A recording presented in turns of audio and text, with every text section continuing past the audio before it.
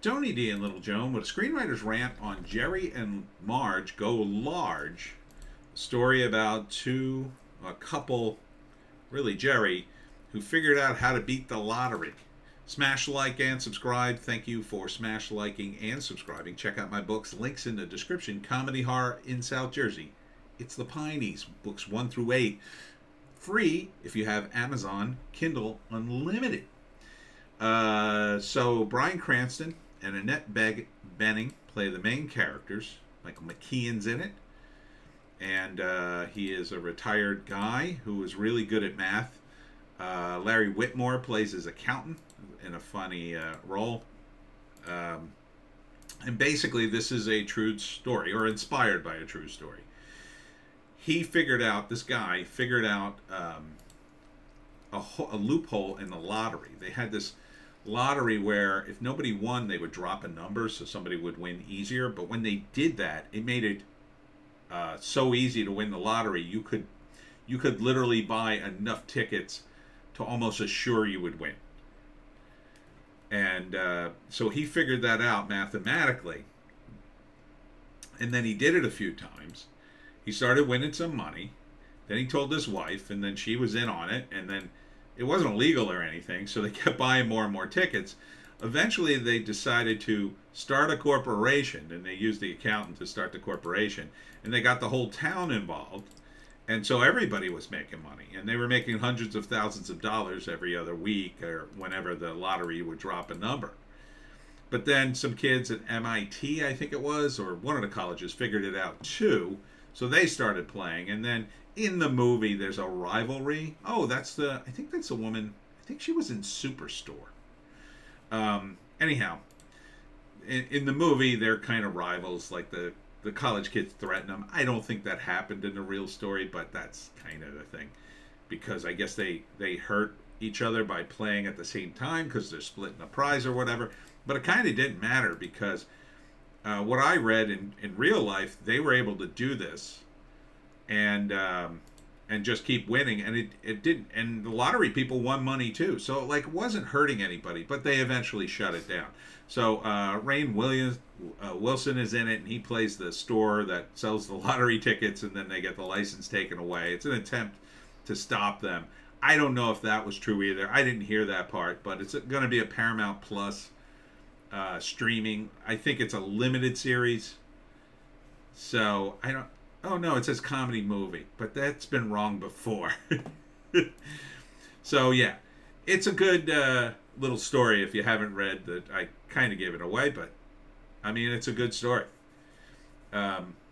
So Bryan Cranston playing a retired guy, and Annette Bening playing his wife. So it's a fun, positive story. I think they're putting a slightly different spin on it with the college kids.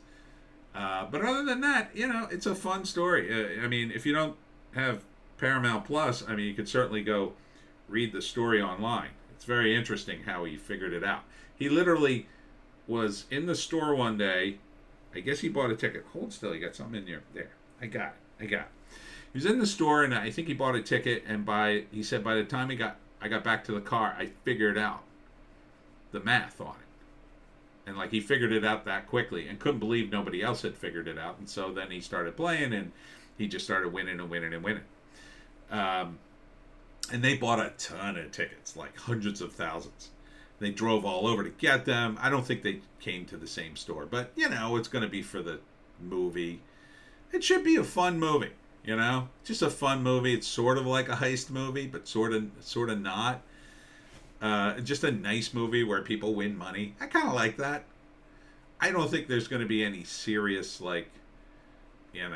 other than, I mean, they were paranoid that they were going to get caught or arrested somehow, or, they were going to get audited by the IRS or something like that. So, the first act, Jerry's retiring, and he doesn't like it. He wants to still work. They don't want to let him work. He doesn't know what he's going to do with his time. They don't have a lot of money. He's just kind of existing, him and his wife. She's pretty fine with it. And then here's a scene where this is classic Bryan Cranston. He breaks his motor on the boat and then loses his temper and starts kicking the boat. It was very much, it reminded me of, the old TV show he was in, Malcolm in the Middle, Hal, doing something like that. So not at all like Breaking Bad. Even go so far as to give him a different haircut, which I think is a good move. You should definitely change up your hair, if you're in a movie and you're playing a very specific character. I mean, I think he's probably trying to get close to the actual guy. I kind of vaguely remember what he looked like, but, So, so that's the first act. He's retired, and then, he goes to the store one day and he figures it out. And, then he's like, what am I going to do? What am I going to do with my life? What am I going to do with this information? So he plays it and he wins. So the second act is he keeps playing, he keeps winning. He wins like $15,000 at first. And then he finally tells his wife, and then his wife's like, yeah, let's do it. Let's play. Let's do this again. So they keep going back to the same store. They keep winning. From the director of The Devil Wears Prada and Marley and Me.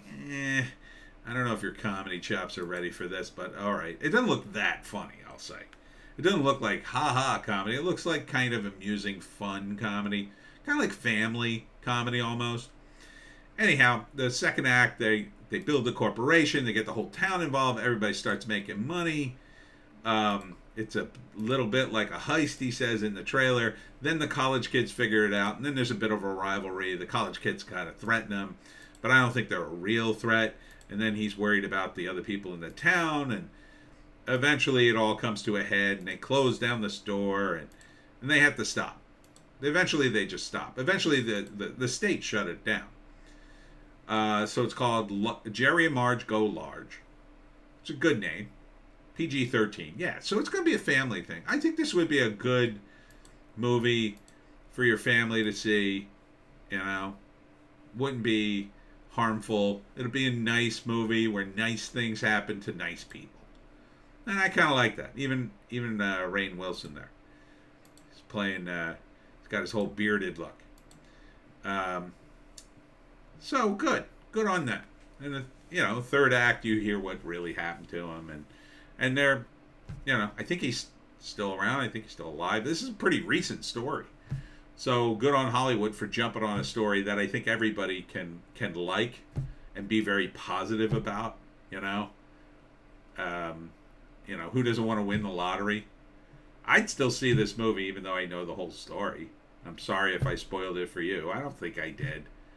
Because, the story's been out. If you haven't heard. And they may not totally follow it.